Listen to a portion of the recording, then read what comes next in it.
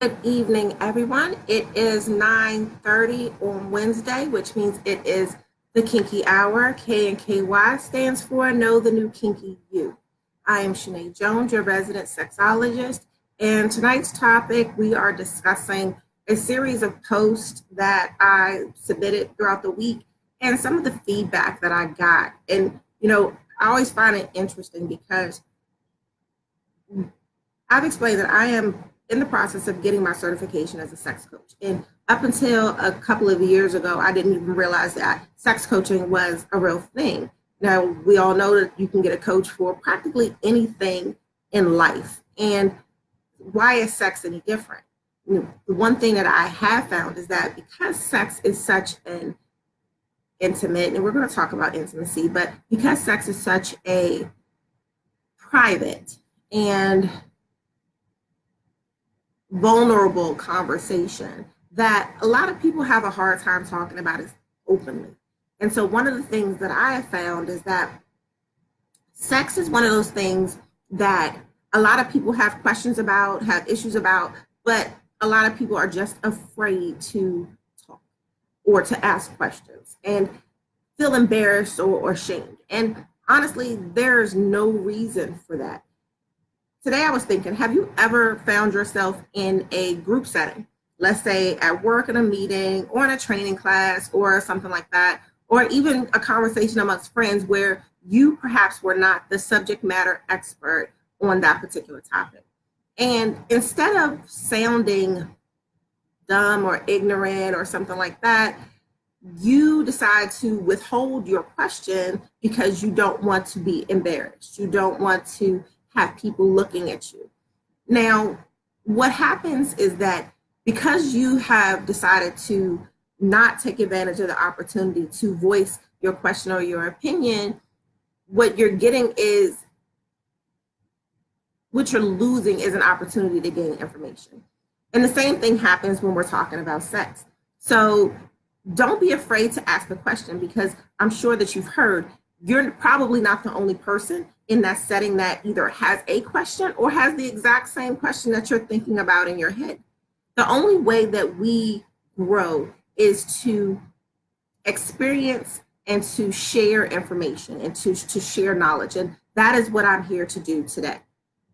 Or that's what I've been doing. Today, Wednesday, is a dedicated night for this type of conversation for Kinky. And on Sundays, we're going to start doing this same, or we've actually done it a couple of weeks, the same broadcast in an abbreviated setting on Instagram, because people have a short attention span. And I run my mouth. So you guys know that these videos tend to go about 30 minutes or so. I'm going to do my best to keep it at 20. I'm going to pay attention to the clock, and not even 20 if I have to. The important part is not how long I talk, but to give you guys the information that I think is important to you. And in creating that safe space. So this internet isn't really private. So I understand that people may have some reservations about coming on board and sharing. I don't think that you should. I think that the life that you have, the sex that you experience should be the best. And perhaps the things that you've gone through, the things that you experience can help the next person. And what I'm going to do is share some of the comments that came up over the course of the week on the different topics that we've talked about, just so you guys can get an idea of what other people are feeling when we talk about certain things. So before I move on to that, I want to remind you guys that Do UK and KY is the tag on all social media platforms, Instagram, YouTube, Facebook, of course. I also have my website. It's www.doukandky.com. I'll be talking about that a little bit later based on some of the comments that we were able to get from our conversations this week.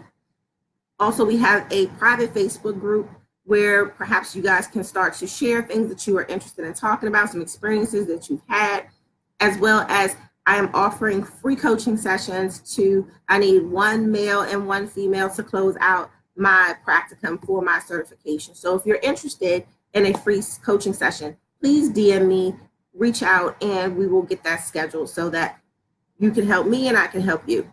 Quid pro quo. So what we're going to talk about tonight, the first topic, which I found interesting, Now, because I post on both Instagram and Facebook, I'm going to share comments from both platforms. So with regard to the first topic, which is, does having sex on the first date mean that she's cheating? Now, one person was a little offended by the question because of the implication of she. So the response was, they're both having sex on the first date. Why does she have to be cheating? You're absolutely right. She doesn't have to be cheap, but there's more stigma on females than there is males about being vocal and being expressive about sex and sexuality.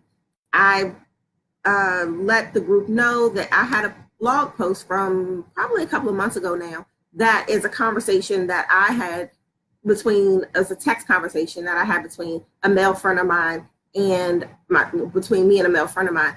And he has some I'm going to go on a dare and call it old school thinking about women and what women should do and how they should be perceived and all kinds of other stuff. And a lot of the topics that we touched on came up in the conversations tonight. I'm not going to go into depth. Read it. It's on the website. It's also, I posted it into the Kinky group. So if you're a member of the group, please go in and check it out, because whereas most people overwhelmingly said no, it doesn't make her cheap. Some of the comments were, she's grown as fuck. She knows what she wants. She goes after it. She expresses confidence, and she's not afraid to say, I want the D. So that is the majority of the people's opinion.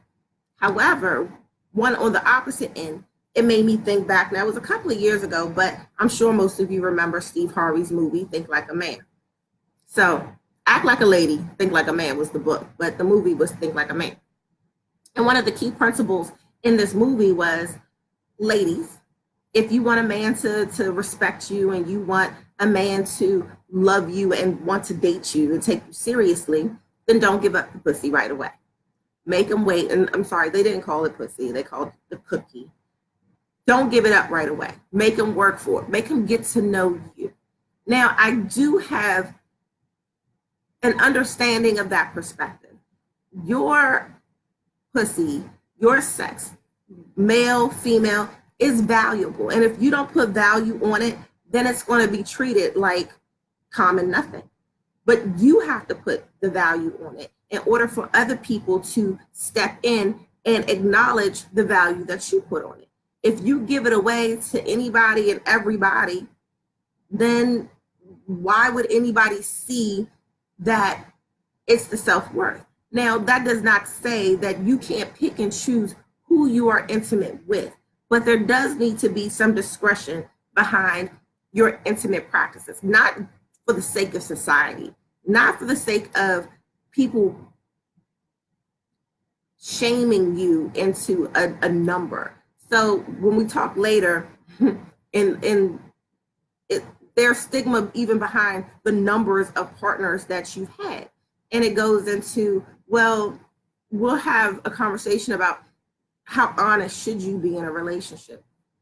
Do you disclose everything or do you fluff? There are various opinions on that. We'll get those later. But for the sake of this, should you have to make a man wait 90 days? My opinion, no.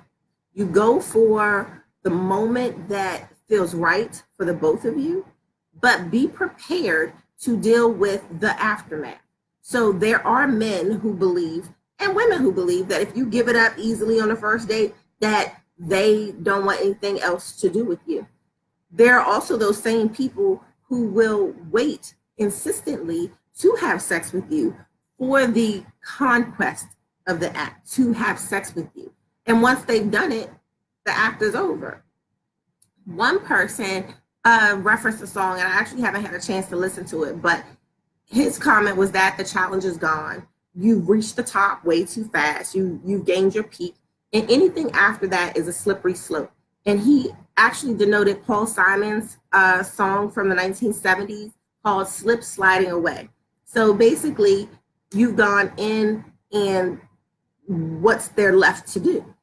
And one of the things that I will admittedly say is that if you go into getting to know somebody and initially you're just talking, texting, going on dates and chilling, and you're not really engaging in any serious sex, no oral sex, no anal sex, no penetrative sex, vaginal penetrative sex, you're not doing all of that, then you have to occupy your time doing something else.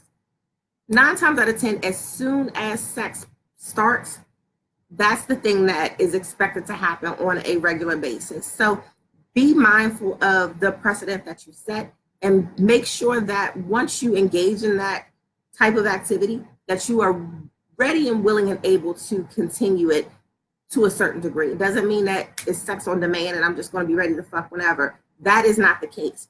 But it does mean that you've now introduced a new aspect into your relationship that now becomes an expectation from one or both partners. So keep that in mind. The last part on this particular topic is about being aware. Now, this particular person, when I asked the question of whether or not it means, hey, Arnita, how are you? When I asked the question about whether or not sex on the first date makes a woman cheat, his response was, it depends. So I asked, depends on what? And so without getting into too much, his basic recommendation was that when you have sex with anybody, especially for the first time, especially if it's on the first date, that you have to be smart about it. Go into it with the expectation that it has to be more than just a physical, ideally. Now, I will say sometime long time ago, I probably had sex with somebody because he was cute and I wanted to try him. And I did. So what? Now, as a grown woman, because I was an adult back then, but now I turned 40, I'm a grown woman, I'm a mom. You don't introduce the same types of behaviors when you are young and reckless that you do when you are a mature adult who has responsibilities and has people to consider and take care of. So as an adult, for me, and this is not to say that if you like doing what you do, it's still be smart about it. Don't be impaired. No drugs or alcohol. Drugs and alcohol make sex a lot better in a lot of situations. But when you're first getting to know somebody, be conscious, be aware. So no drugs and alcohol. Make sure you have contact information for this person. Know his last name, know her last name. Be able to get in touch with them if something were to happen. You do not want to have a situation where you end up pregnant and it was a one-night stand and you don't know him and he don't know you, or worst case scenario, you end up with some type of incurable disease because you wanted to have a good time. Protect yourself, get the contact information, and be smart about what it is you're doing, who it is you're doing. Keep those things in mind. So sex on the first date doesn't make you cheat, but you still have to be mindful of your decisions. Protect yourself and be smart. So the next topic that we are going to discuss that was a comment driver was sex over intimacy. And I'm not necessarily surprised by this, but there were a lot of people, the majority of people actually, that was overwhelmingly intimacy over sex. I was like, okay. So the draw really isn't with people wanting to necessarily be physical. It's with people wanting to be close. You want to build that connection with the person. You want to have a bond with that person. And there are various ways to make that happen. Now, one person said, and I do not agree with this at all, that sex and intimacy are the same thing. They are not. You could have sex with a person without liking them, without knowing them. And the clear example is a prostitute. Sex workers are paid for a service. They are performing a service. They don't have to know you. They don't have to like you. They don't have to do anything. It's a transaction. You are paying them to have some type of sexual contact with them so that you can receive some level of gratification and move on to the next. That is what a prostitute does for you. You can have sex with somebody who's not a prostitute and still not have that intimate connection. But the point being is that intimacy is not a requirement for sex. Intimacy is a requirement to be close to somebody and to share an experience. So, because you can have sex without intimacy, there is also the opportunity to allow intimacy to influence your sex. When you have your partner, you can wake up and have a quickie, you can do all kinds of stuff that doesn't necessarily mean that even if it's with your husband, your committed partner, that the moment that you are sharing is intimate. It's sex with your partner who you love and care about. But if it's a wham, bam, thank you, ma'am, that's not necessarily an intimate moment. So one of the things that I asked the commenters to do, and I actually meant to do this earlier, but thank you to everybody that actually comments and provides their insights and their opinions and their experiences on the social media platforms, on Facebook and on Instagram, because you're helping me with the pursuit that I am trying to accomplish, which is getting people comfortable and getting people to share their life and their experiences to help other people along. Again, what we do for each other is to share. We're all human beings, whether you are President Obama, Michelle Obama, Vladimir Putin, Donald Trump. You are a human being. Some of them people might not be human, but assumingly so, you're a human being. And we are all made up of the same things. We all have the same 24 hours in a day. And we all have the same responsibilities to treat people a certain way. We don't always act accordingly, but we have that responsibility. So when you are with your partner and you are having an opportunity to be intimate, think about those things that your partner enjoys and what you can enjoy together to enhance your intimate experiences. So I asked some of the people that were posting what things that they do, what are their favorite things to do to be intimate with their partner. And one of my friends was saying she likes listening to music with her husband. You know, a nice conversation, a genuine conversation is an intimate moment. Cooking together is an intimate moment, as well as one gentleman was like giving his girl a massage on her butt. That is an intimate moment. Intimate moments can lead into sex, but they don't have to. You can be intimate without sex. But when you have a moment of intimacy that's very strong between you and your partner, sex can happen as a result. And actually, sex that is started with some level of intimacy, and intimacy can be foreplay, whether you're talking about kissing, rubbing, those are all acts of intimacy that also deal with physical touch that we've talked about as a love language.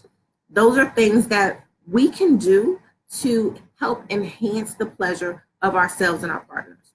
So, what happens in the event that sex is impaired, either for several reasons? Pregnancy is one. You know, immediately after a woman has a baby, 6 weeks, she's on lockdown. She can't have sex, or she's not supposed to have sex. So what does do to mitigate that situation? People can have health reasons where they are unable to have sex for a certain point. What do you do if you have a valid medical reason where you are unable to have sex, or even an injury where certain people have permanent injuries or temporary injuries where sex is not a viable option for them? That does not mean that intimacy cannot exist. So some of those things that we're talking about, cooking together, talking, reading, massage, those are all things that are intimate that don't necessarily have to be sexual. And one of the things that I want to remind you, so if you go to the website, which is again www.doyouknky.com, I have a list of services that the business offers where we are trying to engage people in intimate services, not sexual services, intimate services. So I've aligned myself with professional cooks who will come to your how to cook together, teach you how to make certain dishes that are aphrodisiac based. Those are things that, again, as one of our friends said, is something that enhances intimacy. We also do sensual massage. We also do boudoir videography and boudoir photography. So go, if you have a chance, check out the website and look at some of the services that we're offering.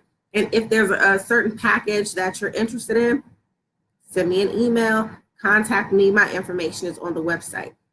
Building intimacy is a long-term, long-range opportunity to build a deeper connection with your partner, and it's not something that necessarily should be overlooked. The last thing on our list of things to talk about today, and I missed my mark, I'm at 21. Sex is a very passionate thing for me. And as much as I don't think that I am being raunchy or I can be, this ain't the moment for it, but sex is a very important thing, and I don't think people prioritize it in the way that they should.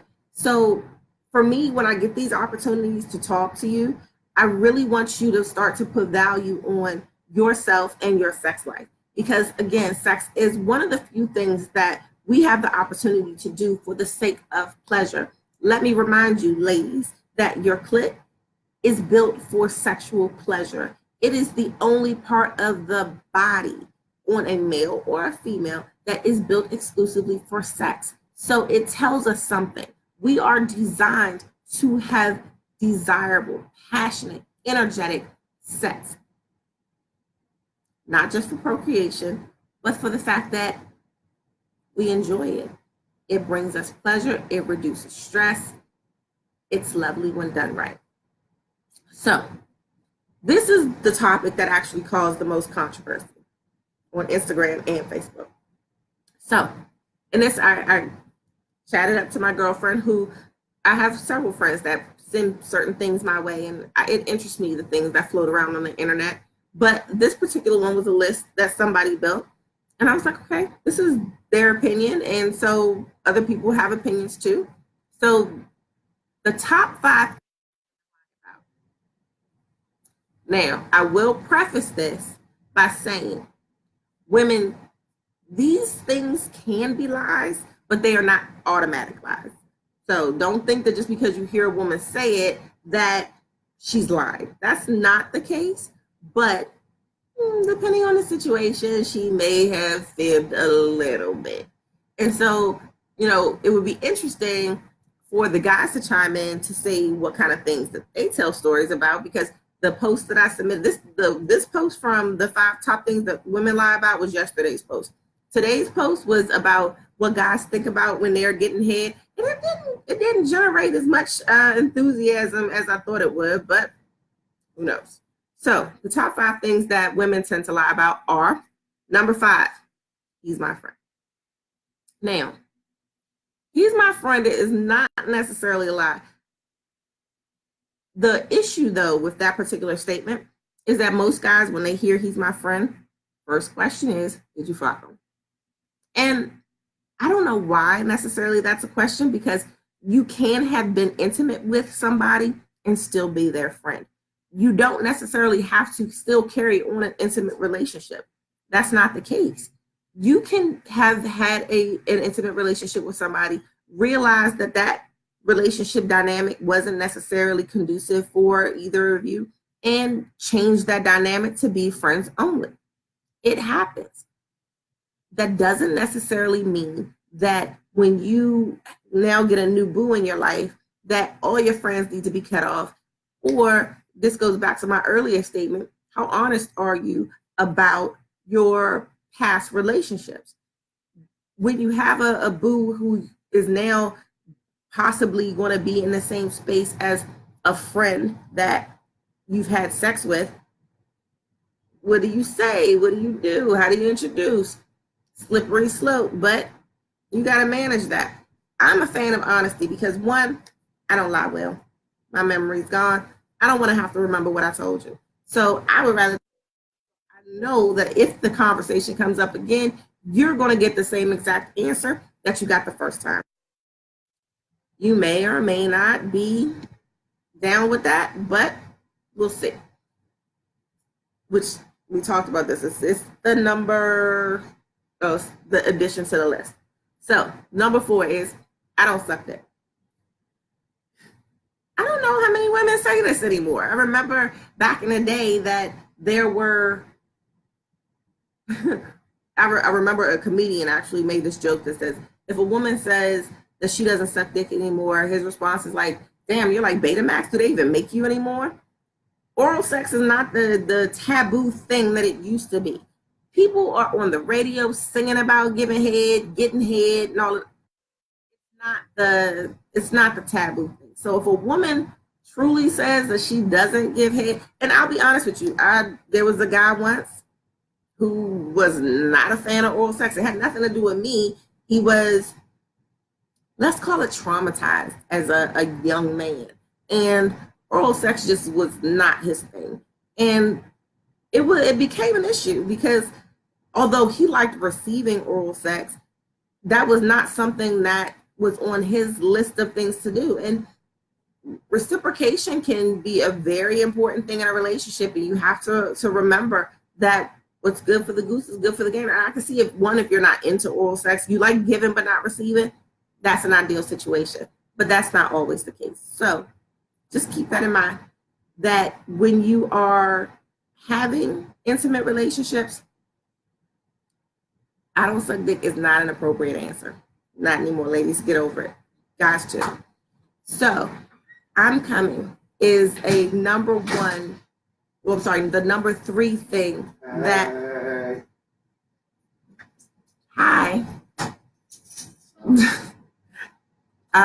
The number 3 thing on the list is I'm coming. Now, we've talked about how, especially for females, orgasm, excuse me, is a not impossible thing to achieve, but a difficult thing to achieve for a lot of women. Now, if she's telling you that she's coming, it's maybe for a few different reasons. She's ready for the sex to end. She's trying to encourage you to reach your climax. All kinds of different things could be the reason for that particular comment. However, don't take it as a lie. This is an opportunity to have a conversation with your partner that if you feel that she's saying it, but she's not really having an actual orgasm, then talk to her, figure out what things work for her and what things don't work for her so that you can have an opportunity to make those things happen. The number 2 is I'm on my cycle. Now, if you're in a relationship with somebody, you kind of know their cycle. You also can check the bathroom to see if you see any signs of cycle. But, even if you're on your cycle, there are things that can be done. Anal sex is an option. Oral sex is an option. Even sex on your period is an option. There is nothing wrong with having sex while you're on your period. It is a preference, not an obstacle to be had. So just keep that in mind. And the number 1 thing on this particular person's list was, this is your pussy. Now, people like to claim ownership to pussy, like, that's my pussy right there, or, that's my dick right there. For females, that's my dick right there. I am of the belief system that it is yours, yes, because I choose to give it to you. My sex is your sex because you are the partner that I choose to share it with. Now, you can't take my pussy and walk around with it. So you can't put it in your pocket and say, hey, look at my pussy. This is my girl's pussy right here. You can't do that. So it's yours because I have made a conscious decision to give it to you. Now, one of the people who kind of laughed at this particular one was like, is it a rental? Is it on borrow? It's not really, it ain't yours, but it's yours because you've chosen to say, I'm either monogamous or I'm giving my sex to you. Now, I asked, what would people add to this particular list? And some of the things that came up were I'm all yours. I've only been with 3 guys. And so this is the part that I was saying. How honest are you in your prior relationships? 3 guys, that's a safe number. You know, you had your first, you may have had somebody else than you. Are you the 3rd guy? I don't know. But again, you have to be mindful of what that level of honesty is in your relationship. The next one on the list is my baby daddy isn't crazy. My baby daddy is crazy. However, not all baby daddies are crazy. Not all baby mamas are crazy. Some people can have very amicable relationships. The person who made that comment actually later is a crazy baby daddy. So we'll see. This person actually had a #1 comment. He actually said #1, I'm not crazy. That is the #1 lie he thinks that women say. I'm not crazy. I think all women are crazy. It's special. You have to own it. If you own you're crazy, then it's nothing that anybody else can say to you. Men are also crazy. Crazy in a very different and very special way. We're made that way. You have to learn to love it. This person said, that's my brother. I think that's kind of on the lines of that's my friend. The difference being is that brother tries to, downplay the situation. You can have a very platonic friend who you grew up with, y'all are very close to, that's your brother. But most guys are, again, thinking that if y'all don't have the same mother, the same daddy, that ain't your brother, y'all probably fuck. Same thing as your friend. You have to be able to be very strong in where your relationships are. Your relationship with this person, because brother to me is a term that you have elevated this person from a friend. You're considering them family. So you have to be very careful with dynamics. And this person also said that the statement that that's my brother is an automatic disqualifier for intimate relationships with that person. He says, you won't have him looking stupid. Like it's a secret joke between the 2 of y'all, and I'm here thinking that everything's copacetic. And the last thing was, I'm not mad. Women will say, I'm not mad, and be lying about it. I have to give them some props on that one because that is most of the time the case. I would like to wrap this up. I don't know how it is. It's average 30 minutes and I'm right on 33.